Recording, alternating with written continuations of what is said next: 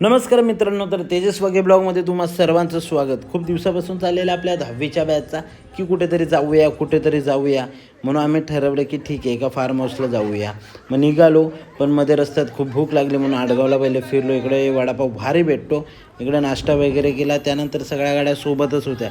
फुल मजा मस्ती करत याची त्याची मजा घेत आम्ही निघालो आणि मजा करत करत मुरबाडला पोचलो. मुरबाडच्या नाक्यावर मच्छी चांगली भेटते म्हणून मच्छी घ्यायला मुरबाडला थांबलो. इथनं फ्राय करायला आपण मच्छी घेतली 2 किलो, कारण पोरं काय 1-2 जण व्हेज होते. त्यानंतर पोचलो आपल्या या रायबा फार्मला. खूप मजा मस्ती करत होते. पाऊस नव्हता पण वातावरण एकदम भारी होता. फुल डान्स वगैरे चालू होता. खूप दिवसातून सगळी पोरं एकत्र झाली होती. कोण काय एक WWE ट्रिक यूज करत होता, काय बोलायचं. आणि त्यानंतर खूप भूक लागलेली. दुपारच्या जेवणाला मस्त चिकन सुक्का, भाकरी, रस्सा आणि व्हेजही चांगला होता, सलाड होता, भारी लागला.